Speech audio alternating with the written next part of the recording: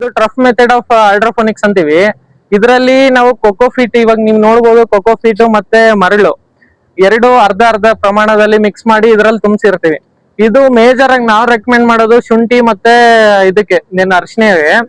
ಯಾಕಂದ್ರೆ ನಾವು ಭೂಮಿಯಲ್ಲಿ ಬೆಳೆದಾಗ ನೀರ್ ನಿಲ್ತು ಅಂದ್ರೆ ರೋಗ ಜಾಸ್ತಿ ಬರುತ್ತೆ, ಗಡ್ಡೆ ಕೊಳ್ತೋಗುತ್ತೆ, ಎಲ್ಲ ಇದಾಗುತ್ತೆ.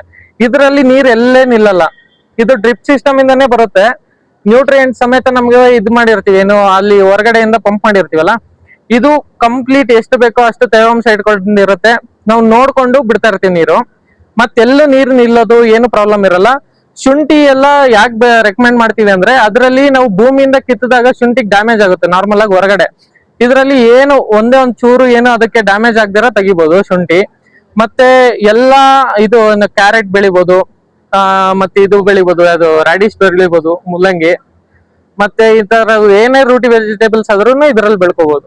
ಸೊ ಹೆಚ್ಚಿನ ಮಾಹಿತಿಗಾಗಿ ನಿಮ್ಮನ್ನ ಯಾವ ತರದ ಸಂಪರ್ಕಿಸೋದು? ಸರ್, ನಿಮ್ಗೆ ಏನಾದ್ರು ಹೆಚ್ಚಿನ ಮಾಹಿತಿ ಬೇಕು ಹೈಡ್ರೋಪೋನಿಕ್ಸ್ ಬಗ್ಗೆ ಅಂದಾಗ ನೀವು GKVK ಬಂದು NSP ಹತ್ರ ಹೈಡ್ರೋಪೋನಿಕ್ಸ್ ಯೂನಿಟ್ ಅಂತಿದೆ. ಇಲ್ಲಿ ಬಂದ್ರೆ ನಿಮ್ಗೆ ವಾರ ಪೂರ್ತಿ, ವರ್ಷದ ಪೂರ್ತಿ ಇರತ್ತೀವಿ. ನಿಮ್ಗೆ ಏನ್ ಸಪೋರ್ಟ್ ಬೇಕಿರೋ ನಮ್ ಕಡೆಯಿಂದ ಕೊಟ್ಟಿರ್ತೀವಿ sir. Thanks sir. Thank you.